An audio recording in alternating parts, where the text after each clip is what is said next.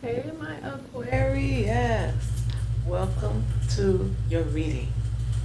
So, you guys, I've been sitting with your energy. I'm sorry.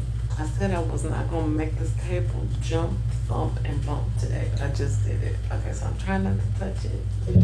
I need some better equipment. But in the meantime, in between time, we are still going to do this message for you, Aquarius.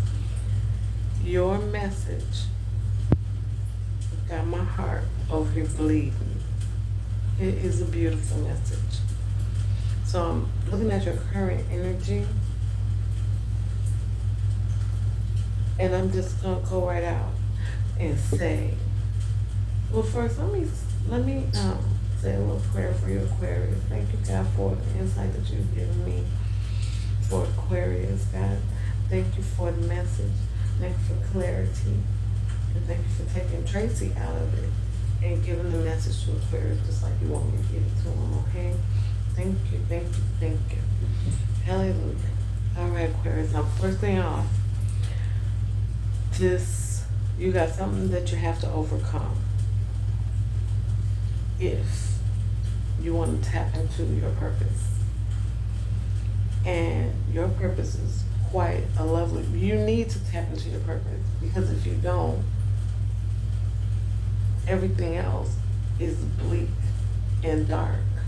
Your purpose is to reignite the light, reignite the flame, overcome addiction.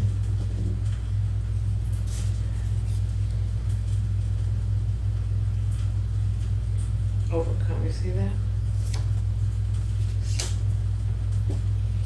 So, in your current energy, I'm seeing you in a collaboration with two other people. Your thoughts and the two other thoughts.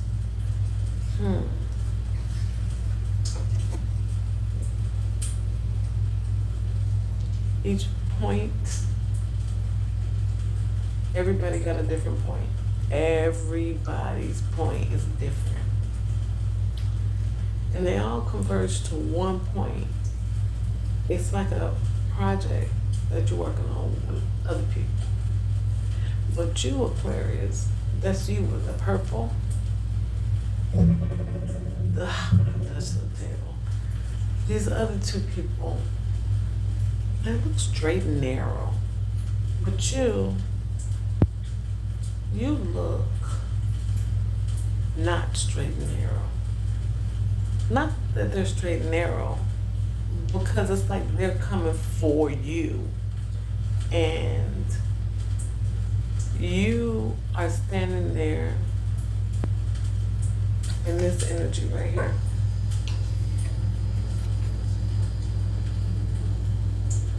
This is a person who's addicted.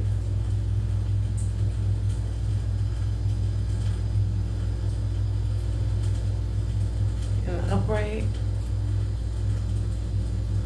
it is a passionate flame. In the reverse, this flame is going out on its own wax. It cannot stay lit. The flame is your Kundalini energy. This is the energy God brought you into the earth with in order to fulfill your purpose. In the reverse, this is addictions, taking your passion away, draining it, drowning it out. In the upright, this is you standing in your power, able to create, able to produce, and build yourself up to the very top of that peak. The reason why I say it looks like this to me, because it does.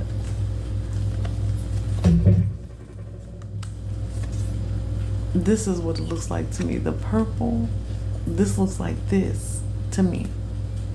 You see how that purple, the purple behind the knife that I think is you? Now that I'm thinking, this could also be a paternal figure. This could be the same energy from a father. that hurt his life, this father could even be deceased and could be standing there trying to guide you past the point that he was able to get to, Aquarius. That's what I see. The reason I see that is because of this. This is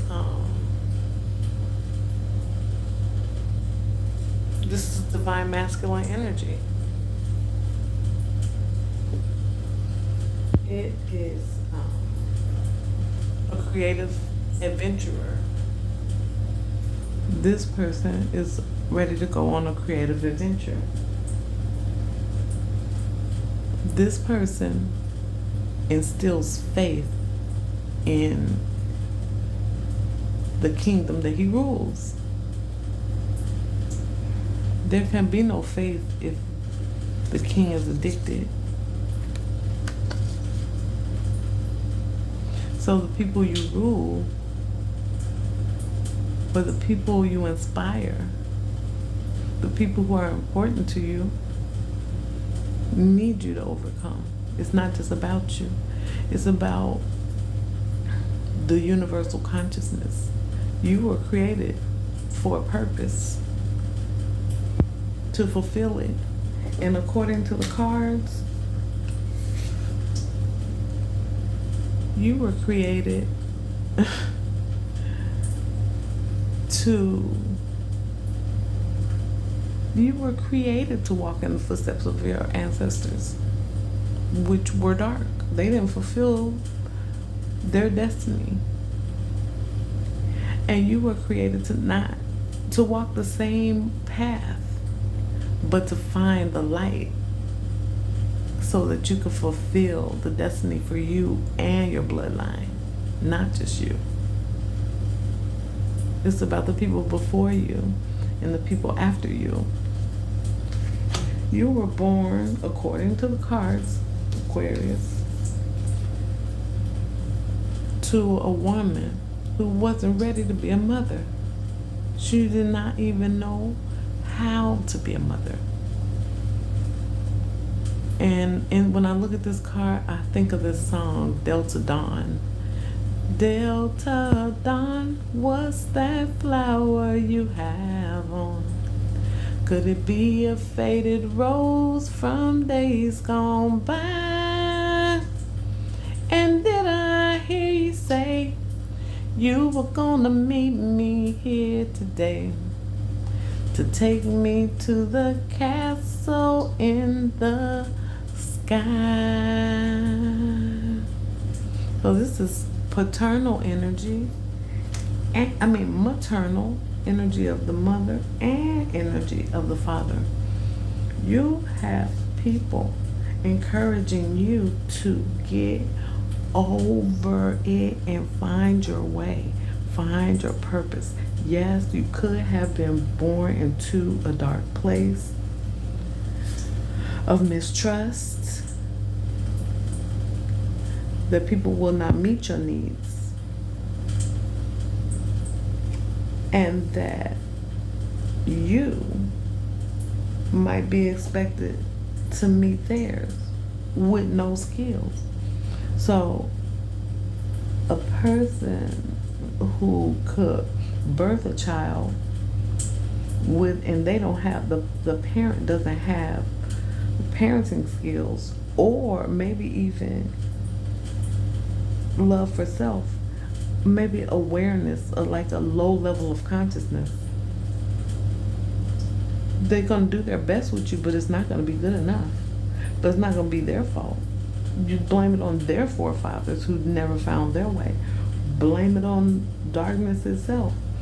But God is definitely calling you to overcome the fact that you were born into emptiness, and maybe spending a great deal of your life trying to find something to make you feel fulfilled. Imagine a baby being born in a dark room all by themselves with just a voice from An unskilled parent saying, "What are you doing in there?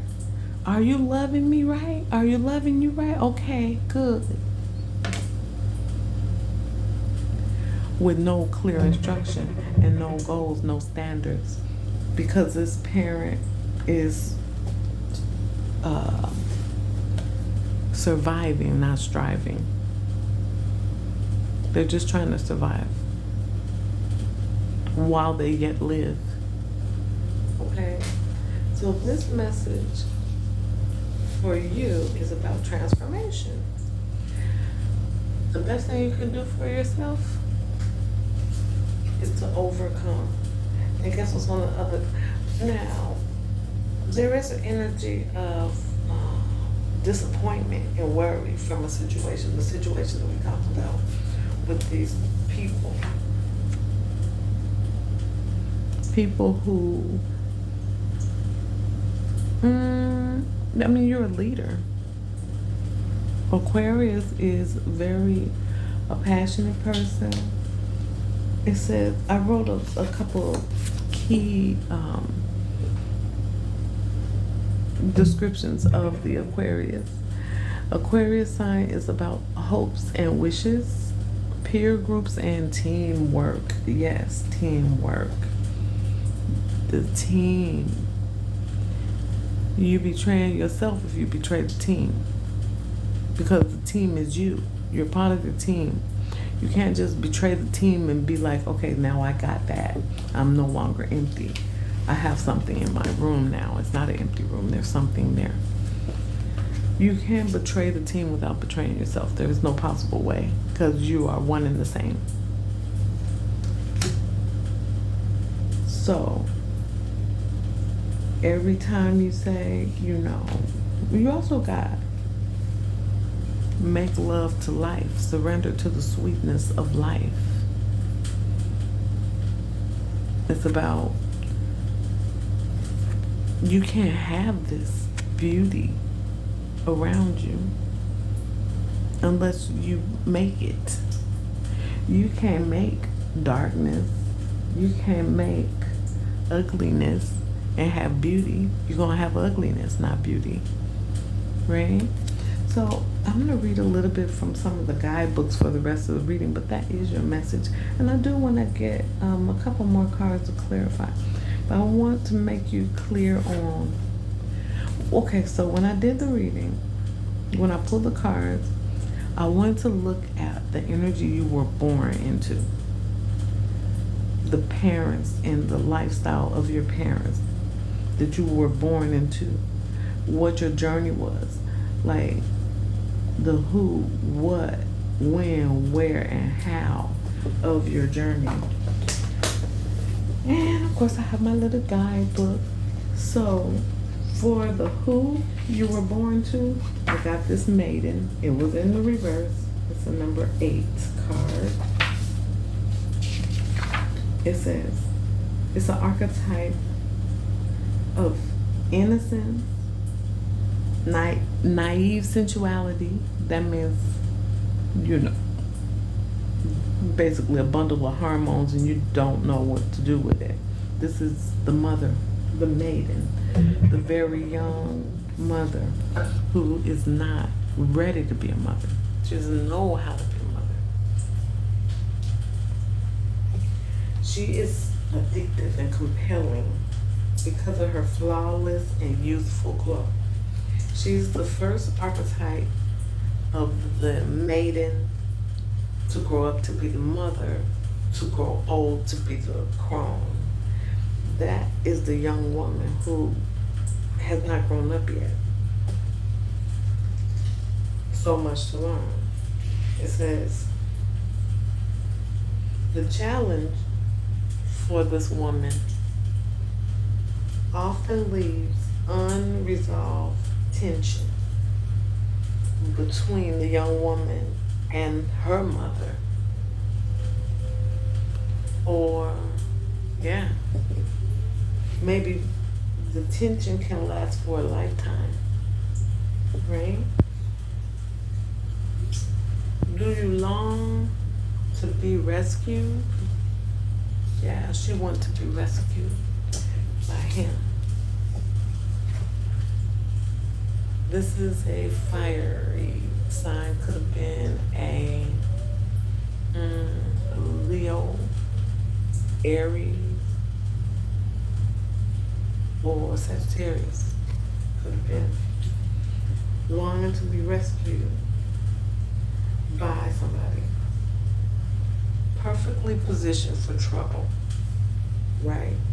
Because you gotta know nobody's gonna rescue you. You have to rescue yourself. If your mama didn't rescue you, then you got a hard road to walk to figure out. The fact is that if nobody instilled this self-love into you to teach you how to love yourself in a healthy way, then your journey is going to be to learn that in this lifetime, or not learn it and live a life of struggle, or learn it and bless your life. The May represents the side of us that is curious, drawn to the dark, shadowy aspects of life. Yeah, here's the flame, no flame. This is dark. This is dark. So you were born into a person's life who was to nurture you, and they only had darkness all around them. So I'm quite sure, how can they teach you the importance of shining the light, the importance of surrendering to the sweetness of life? How can they teach you when they don't know themselves? And there's an element of shame. If you don't make this person feel good after they gave birth to you, you know, like, I gave birth to you. You are owe me. Like, what? I owe you and I'm 0 years old? How can I owe you something? But this person will expect you to make them feel good about their life, because they love you with all they have to love you with, and they expect that they're gonna get something out of it, like your loyalty. I don't know how it doesn't really work, but lower vibrational people think that it will. They don't realize that love, it has to grow. You have to plant it, nurture it, feed it, water it, let it grow. It just doesn't appear just because you're cute and chunky and soft. You know how babies feel so cute. That's not love. But some people think that that's love. So when you did get that card too, you got the love card. This is about knowing what healthy love actually is. And healthy love is compassionate love, loving a person from the heart, from a godly heart, not from an egotistical, empty. Please don't love me from this space, because you're looking for something in an empty room. Love me from a room full of compassion, okay? I'm just saying, for me, but for you too. If a person loves you from a place of like, I want you to fulfill a part of me that's empty, that's toxic.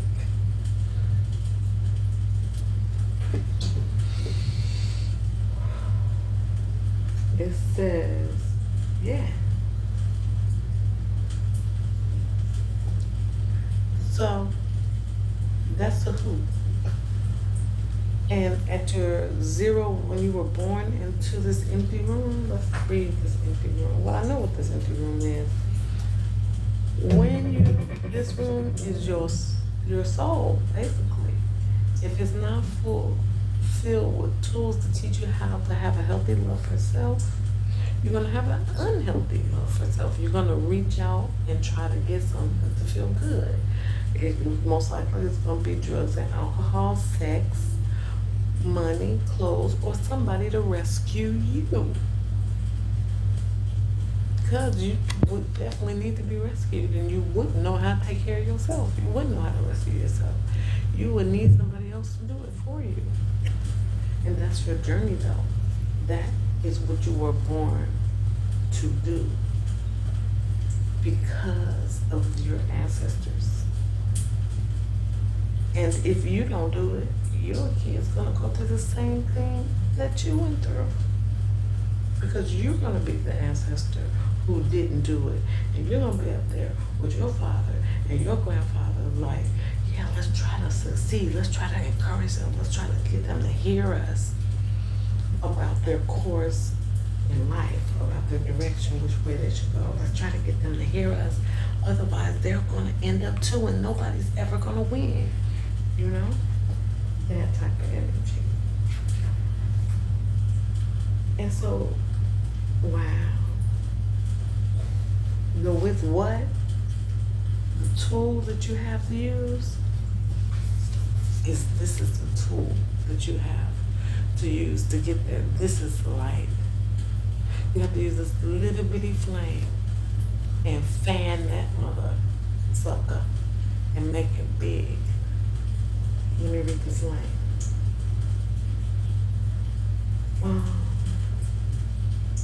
It's responsible for our vitality.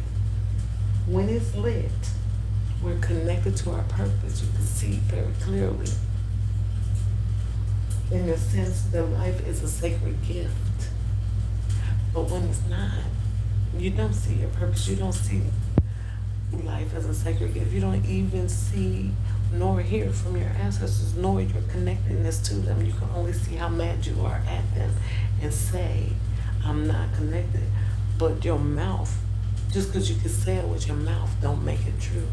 It just makes you have a lesson to learn because you put it out there. If you say, I'm not connected to them, oh, believe me, God is the universe. He will use himself to prove to you that, oh, yes, you do need them. Oh, yes, you are part of them. And you can spend a whole lifetime. On your deathbed could be the day that you can figure it out. And then what would you do? You're going to say, God, just give me a chance. I believe I can make my child hear me about the secrets of the universe. I believe that we can overcome this dark ass, black ass, shadowy room of the universe. This is the world that you live in. This is the world without you. Fanning your flame. And why? Why? I'm going to read the why. The why is Anima Mundi. The soul of the world is at stake. That's why.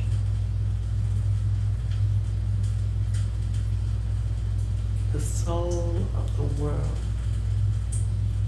wants it. It says, this archetype accepts all and rejects none. It is the multifaceted, multidimensional layers bonded together by loving cosmic forces of the whole universe. Forces of the universe, that means pressure. Like things held together by other things. That's what that means. Right? It's not just about you saying, well, I'm just going to be addicted.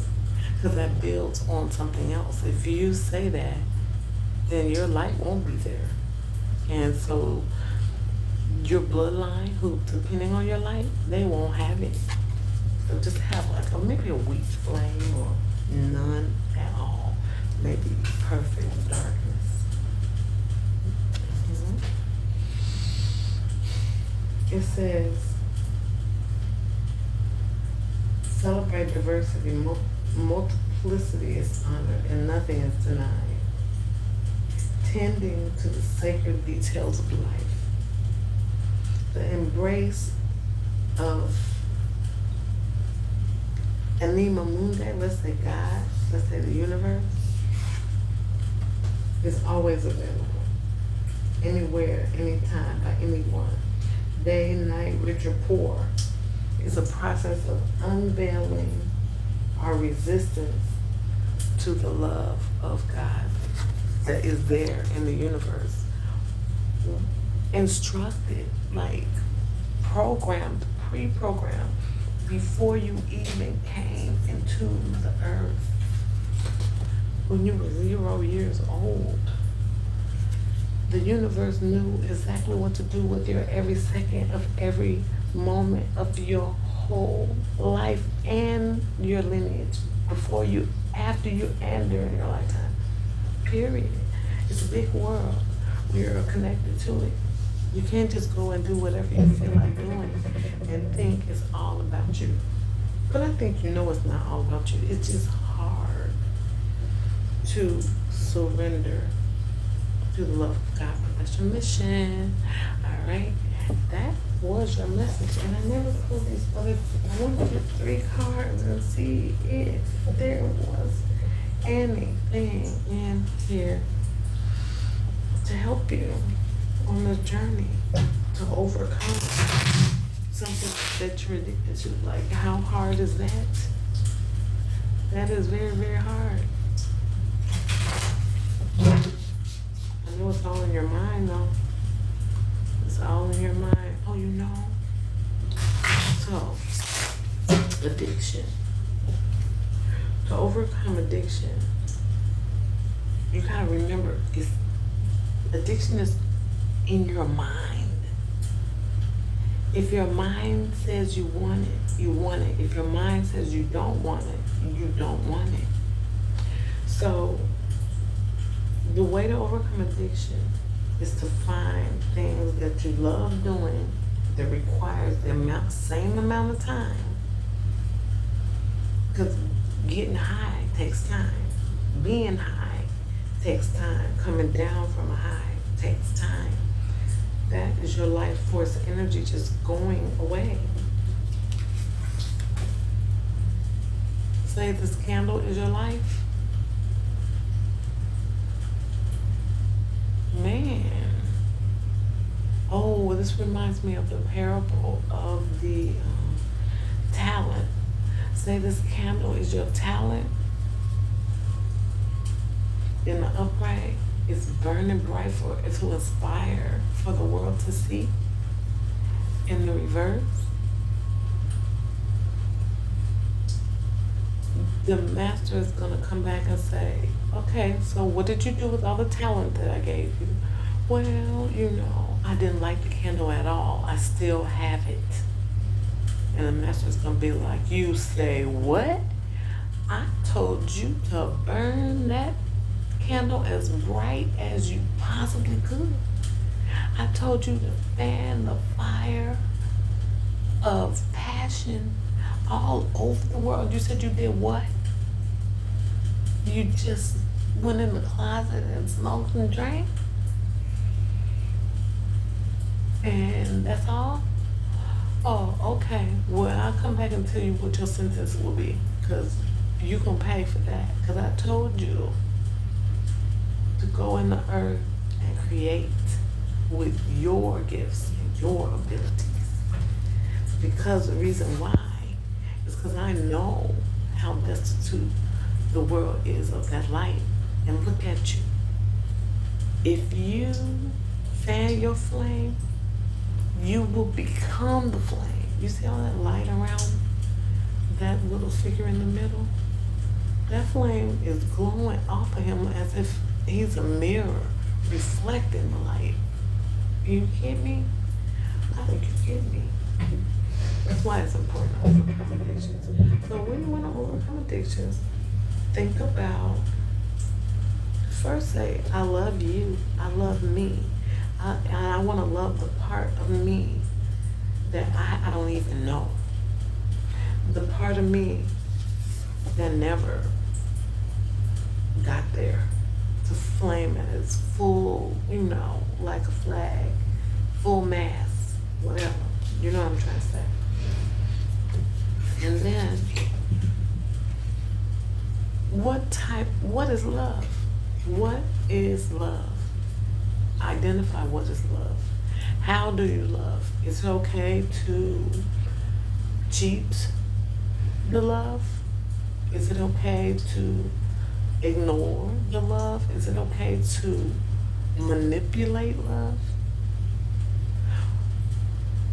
What is love? Let's read love. Let's read love. Since we read, why not?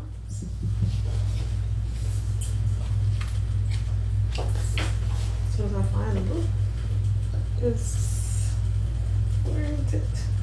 Don't let it be weird off the room somewhere. Where is it? There it is. So, this is Sakura. This is an inner child oracle card. This inner child shows up to help you notice where your vision or definition of love might be blurred or unhealthy. Are you noticing unhealthy or unskilled behaviors in relationships and calling it love? Are you excusing toxic or red flag behaviors and still calling it love instead of calling it what it is, toxicity and unskilled love? Because skilled love is compassionate love. Agape love, that's skilled love. Love of God is skilled love. Ego love, that's not love. That's ego. That's toxicity. That's manipulation. That's not healthy love. Ego-based love is love that you require. Love is never required. It's accepted. But if you don't give it, you don't have to. But if you do give it, you accept it. But it doesn't make you, because you already have your own love. Healthy love is compassionate love for self and others. But pain, abuse, that's not love. That's a form of emotion, but that emotion is not love. Every emotion, every strong emotion is not love. Some strong emotions are hate, fear. You know, a lot of times you're like, I'm lonely in my empty room. I'm going to get love. But no, you're not going for love. You're going for company. You're trying to overcome that loneliness, but that's not love. No, just because a person takes away your loneliness doesn't mean they're loving you. That just means they're holding space. But real love is compassionate love. I love you like I love me. I want you to feel like I want me to feel. Like, instead of looking for somebody to come from the outside and pour something in, love is having enough self-love that you can pour out and replenish your own self at the end of the day. That's the message. All right. Did I ever pull the 3 cards? Oh Lord, I never did. Let's see. I'm gonna pull 3 cards just to see if there is anything. I'm seeing meditate. I'm seeing a vehicle to help you get there is meditation. Yeah. When you meditate, you can hear with more clarity.